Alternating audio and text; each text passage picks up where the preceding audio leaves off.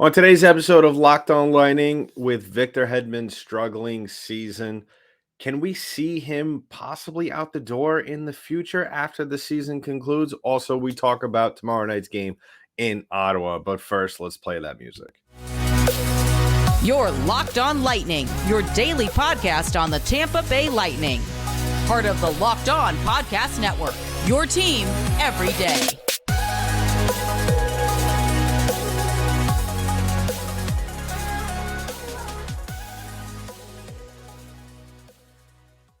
Welcome to another episode of Locked On Lightning, part of the Locked On Podcast Network. I'm your host, Adam Danker. Thank you for making us your first listen of the day. And I also want to remind you that today's episode is brought to you by FanDuel Sportsbook, the official sportsbook of the Locked On Podcast Network. Make every moment more. Visit FanDuel.com/LockedOn to get started today. Today, we are previewing both Senators.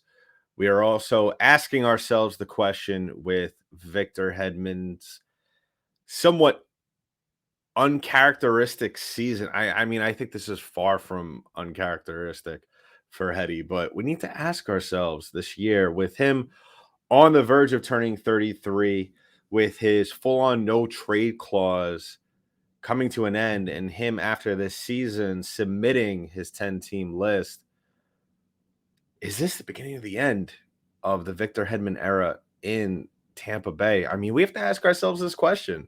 Let's face it, he's had a very un-Victor Hedman-like season, and this isn't your stereotypical season for, this isn't the kind of down season that you see out of a guy where maybe he's not scoring as much, or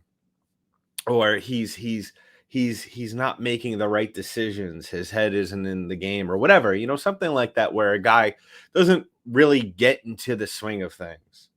This is a lot different than what we've seen from him this year. Not only is his scoring down, and yeah, you might say, well, guess what? Listen, things are, with defensemen, with Victor Hedman, it's not just about scoring. But listen, when you go from 20 goals in 82 games to 7 goals in 67. And I don't think, at this point, I don't know if he's going to get to 10. And I'm not trying to bash on the guy. He's been one of the spearheads for the last couple of years for this team. As we all know, during the bubble, he was, I think, in my opinion, the best player on this team throughout that entire run. But let's face it, listen, in the NHL, defensemen, they have a shelf life. It happens. And we can't get all emotional about this. It's the nature of the business.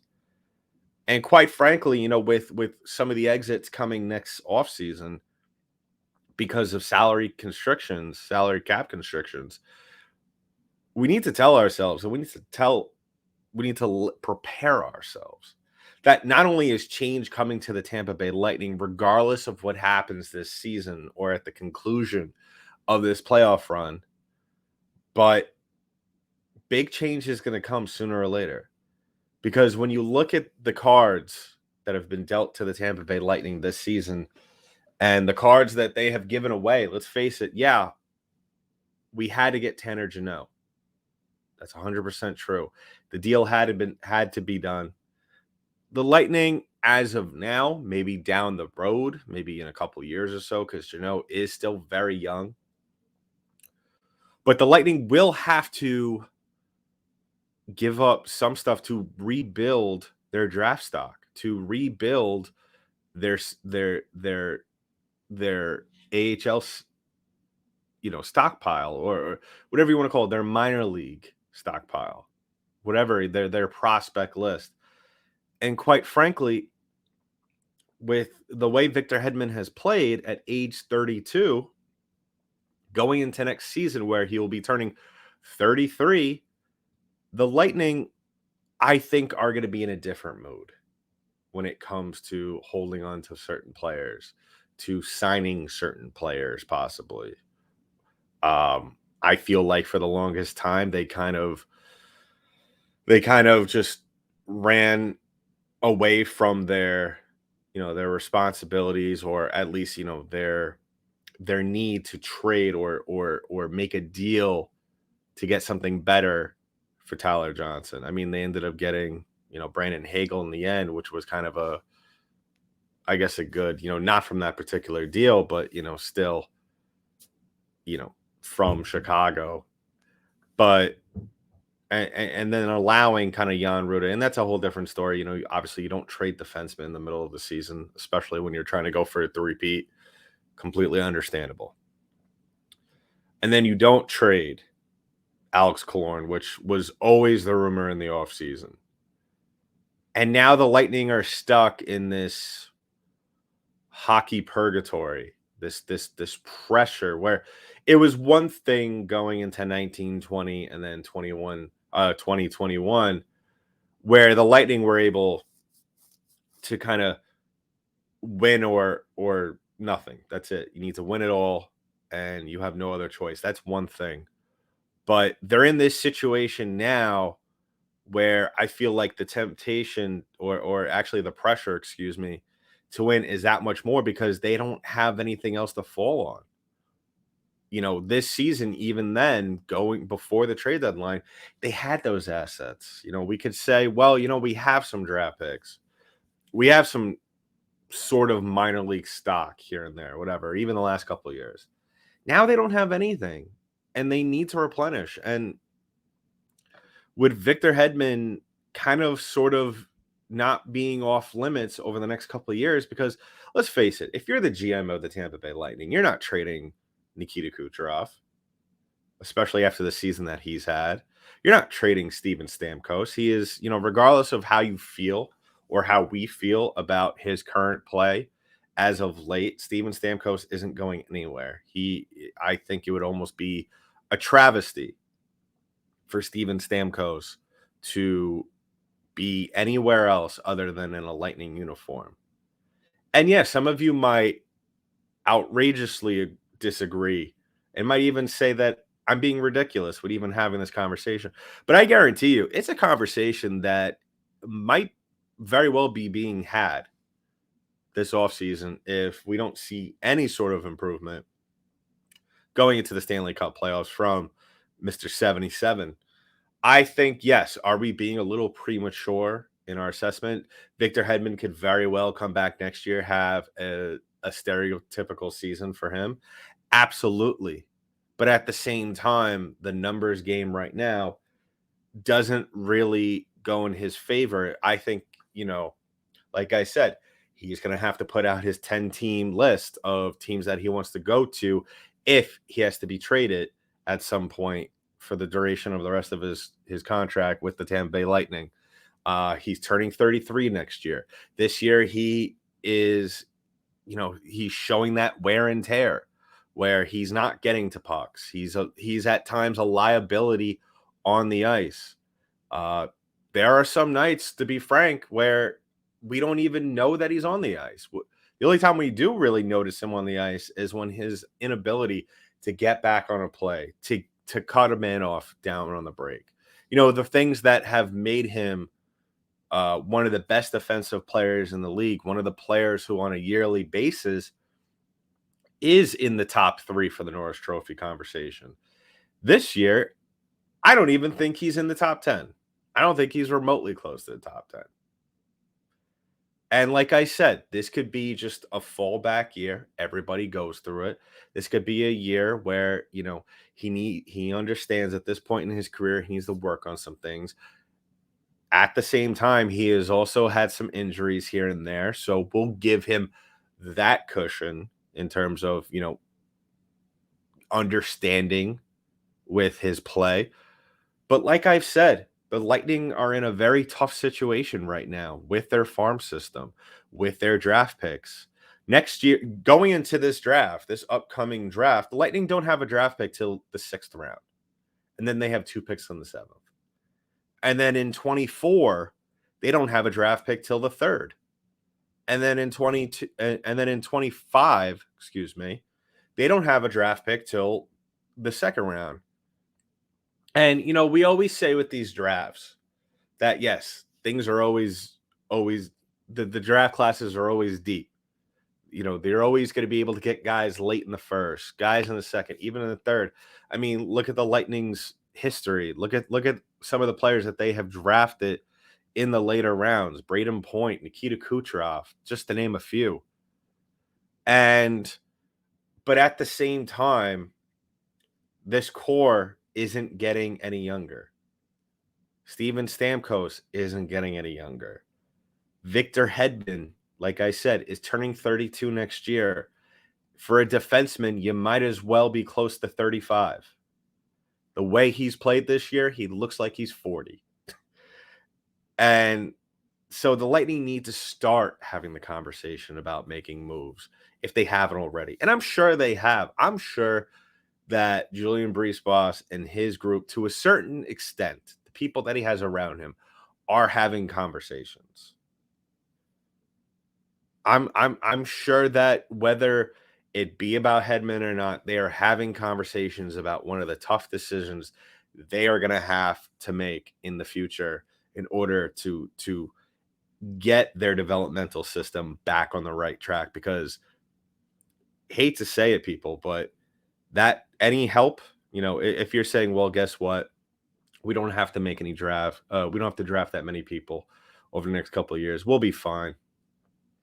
We don't have to trade for anybody because we don't have any trade capital over the next couple of years because we got guys in the wings, waiting in the wings. I hate to say it. There's nobody down there waiting. There's supporting cast here and there, but there's nobody that's going to come out and be able to help you out and be effective for you. And I hate to say it, but I don't see the Lightning being able, you have a lot of players coming off the books this offseason, but at the same time, I don't know if the Lightning are going to be in that big of spending mood. Alex Killorn won't be on the Lightning after this year. Pierre-Edouard Bellemare won't be a member of the Lightning after this year. Corey Perry, we'll see. I'm not entirely sure yet. I don't know. I don't know how to feel about it yet because he has been a very good part of this team. Yet, sooner or later, he's 37 years old. The other shoe is going to have to drop if you don't think it has already. Ian Cole. This year was just a rental. I think he's done after this year with the Lightning. You do have some money, some wiggle room. And Brian Elliott as well. I think he's been stellar. I don't know how much. I mean, also Brian Elliott's 37. I don't know how much longer Brian Elliott's going to want to be playing. Being a goaltender in the NHL isn't exactly easy on the body. So we'll see, people. We will see. I don't know. I mean, what's the right answer? Do you want to win more? Do you want to start building towards the future? Or, sacrifice your future for possibly a chance at one more cup? Because unless we go on an absolute magical run come playoff time, I don't know the Lightning are going to be able to win with this group in the future, and especially with Victor Hedman as one of their defensemen. So we'll keep an eye on that. Obviously, when the season ends, we'll keep an eye on Heddy when the playoffs roll around, because really that is really when we're going to be able to see what he's still got left in the tank. So we'll keep an eye on that. But we definitely want to keep an eye on our next sponsor who's coming up, because they are our friends at America's #1 sportsbook, and that is our friends at FanDuel. Now, in case you haven't realized, the NCAA tournament's going on. My bracket is a complete mess, but you could still bet like I am on all these games. Bet the underdog on every single game at America's #1 sportsbook, and that is FanDuel. You can bet now, and it is awesome because new customers get a no-sweat first bet up to $1,000. That's bonus bets back. If your first bet doesn't win, just download the FanDuel Sportsbook app. It's safe, secure, and super easy to use. Then you can bet on everything from the money line to point scores and threes drain. Plus, FanDuel even lets you combine your bets for a chance at a bigger payout with same game parlay. I got money on the futures. I got money on my boys, not only in my bracket, but I got a futures bet on the University of Tennessee. Now, I know you Florida people may not like that. A lot of my Florida fans may not like that. But yeah, I got Tennessee winning the whole thing. So maybe, hopefully they can win the whole thing and I'll win a whole lot of money. So, and you can too with FanDuel's same game parlay. They offer you a chance at bigger payouts. But don't miss your chance right now at a no sweat first bet up to $1,000 in bonus bets when you go to FanDuel.com/locked on. That's FanDuel.com/locked on to learn more. Make every moment more with FanDuel. All right. So after we had our very difficult talk, our very, very, I'm sure a lot of you, I can't wait to see the comment section for this video because I'm very curious to see what many of you think about a possible trade in the future of Victor Hedman. I know a lot of people that's not going to be a topic that a lot of people are going to find popular or, is going to be a popular conversation to be had. But it's really the reality that the Lightning are going to have to start to look at, if this isn't just a one season thing. I would imagine, Hetty would probably be would be worth a lot more going into next year's trade deadline than the one after in his final year. So, maybe something to think about for the Lightning. But the Lightning still have to think about tomorrow night's game against the Ottawa Senators. Now, the Ottawa Senators, they're a team that, other than I think the Detroit Red Wings, I dread playing in the Atlantic Division. Boston, I always love playing. Toronto, I always love playing. Those are teams, not just because they're good and teams that the Lightning could very well run into in the playoffs, like the Toronto Maple Leafs, who we will be seeing in the first round. But the Ottawa Senators are just, I don't know. They're just like an annoying little gnat to me. And it's just because you look at the record, you look at, in terms of how they play overall over the course of the season, as opposed to how the Lightning play or have played over the course of this season. You look on paper, the Lightning, one of the best teams in the division, 90 points on the season. Ottawa Senators have fight in them. I'll give them that. They have obviously one of probably the most despised players in the league, and that's Brady Tkachuk, who is just an annoying little gnat. Thus far in their two matchups on the season, thus far the Lightning have. Well, actually, I'm sorry. They've only played once. I don't know why I'm thinking that they played twice. I'm thinking about tomorrow night. But thus far, they've only played once, and the Lightning won that game 4-3 back in November. And it's just, that was a tough game for the Lightning. If I'm not mistaken, I believe that was the game where the Lightning were pretty much down all game. And then, yes, that was. The Lightning were pretty much playing like garbage all game, go into the third period down 2-1, and ended up scoring 3 goals in that third period. At one point, the Lightning, were down 3-2. And, this was just a game where I felt like the Lightning, as I always warn on this podcast, that the Lightning like to play down to their opponents. Ottawa, not exactly playing well at that point in the season. Forsberg, their goalie, who I think is very good, but somehow the Lightning turned him into a Vezina candidate for one night. He made 30 saves in that game, and I thought that the Lightning at that point in time really had no business. Now, granted, this is November 1st, but at that point in time, obviously, things weren't exactly good for the Tampa Bay Lightning. Got off to a very concerning slow start to the season, but look how things have changed. But as we all know, as we could tell over the past couple of seasons when these two teams meet, that it doesn't matter what you did in your last 10. All that matters is that night. And as we all know, the Ottawa Senators are going to come out and play fast. They're going to play hard. They're going to play tough. They're going to test the Lightning on every single shift. They're going to come out of the gate swinging. And this is what happens when you've had as much recent success as the Lightning have had. and it's expected. And as we all know, 9 times out of 10, the Lightning are going to be caught on their back heels, and they're going to have to claw their way back into this game. The Ottawa Senators come into this game 3-6-1 in their last 10. Their power play percentage is 23.7. That's 7th in the league. Their PK is 7th in the league, 82.4, better than the Tampa Bay Lightning's. Their faceoff percentage is 51.5%. That's 12 in the league. Goals forced per game, just a shade over 3 goals allowed per game, close to a little bit closer to 3.5. So these teams, other than really the goals forced, they're pretty evenly matched in the rankings,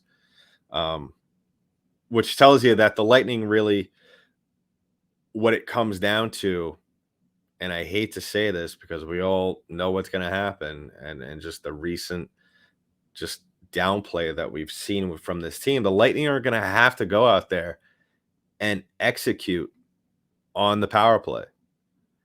And as we all know, they have done an absolutely dreadful job of doing that. In their last game, they went 1 for 2, which was great. But at the same time, you're playing Montreal, and Montreal is one of the worst teams in the league. Ottawa, I think, is a little bit better. I think is a little bit, I guess, a tier higher than them, if you want to say that. But this is a game where, and I don't mean to be the speller of bad news or be negative, but this is a game where the Lightning need to win the first period. And if not, I would be shocked if they win this game. And if they can't have, they can't have an 0 for 4, an 0 for 5 night, or a 1 for 5 night, or whatever, they need to be close to 33% on the power play in order to win this game. Because like I said, Ottawa's going to come out swinging. They're going to play hard along the boards. They're going to try and put a Lightning player through the boards on every single hit. And that is a guarantee. When a team like this, who is still very young in their development, who is willing to go out there and hit you on the chin early on, you're going to have to go out there and weather the storm. And not only weather the storm, you have to take control. And that's what has been missing from the Tampa Bay Lightning's game over the past month. They have not gone out and taken control of a game. I mean, that's really what's been missing from their game all season long. They need to go out there and play like the big brothers of the Atlantic Division that they are. They need to go out there and basically say to the Senators in the opening minutes, listen, we love the enthusiasm, but you're not going to come out here and do whatever you want. This is our game to win. We're getting ready for Boston, and you're going to be the guinea pig. So that's the way they should look at it. And especially since they have a big matchup against the Boston Bruins coming up over the weekend, it is very imperative that you go into that matchup in Boston with a win under your belt in your most recent game. The Lightning cannot allow themselves to go into Boston with a 3-game losing streak. Because if they do, I 100% guarantee it, they will get embarrassed. So this is a game where it's almost a must-win. It's not exactly a must-win, but it's a game where the Lightning need to play their butts off. I think it's a very important game because Saturday is going to be an ultra important game. It's going to have a playoff atmosphere. But I really think in terms of if the Lightning want to finish the regular season out on a good note, they need to play like a playoff team. So we'll hopefully keep our fingers crossed and the Lightning pull off a W in Ottawa tomorrow night. And so they could get ready and carry things forward towards their matchup with the Boston Bruins. So we'll wrap things up in just a little bit. But first, I want to talk about our last sponsor of the day, and that is our friends at Indeed. Now, if you're hiring, you need Indeed because Indeed is the hiring partner where you can attract, interview, and hire all in one place instead of spending hours on multiple job sites hoping to find candidates with the right skills. You need one powerful hiring partner that can help you do it all. With Instant Match, as soon as you sponsor a post, you get a short list of quality candidates with resumes on Indeed that match your job description, and you can invite them to apply right away. Plus, you only pay for quality applications that meet your must-have requirements. So one of the things I love is their instant match. I mean, who wants to go through that tedious process of looking at all the resumes, every single resume, every single person that applies? You want the person who is right for the job right now. So start hiring right now with a $75 sponsored job credit to upgrade your job post at Indeed.com/lockedon. Offer valid through March 31st. Go to Indeed.com/lockedon to claim your $75 credit before March 31st. It's almost time. We're the 22nd. Okay. You got to get it right now. Indeed.com/lockedon. Terms and conditions apply. Need to hire? You need Indeed. All right. So wrapping things up on tonight's show. Let me know what you think in the comment section below. I mean, listen, it is never, ever a nice conversation to have when you're talking about possibly trading, because it's not set in stone. Conversation will be had, and Victor Hedman needs to play well consistently at some point. He needs to have a big playoff.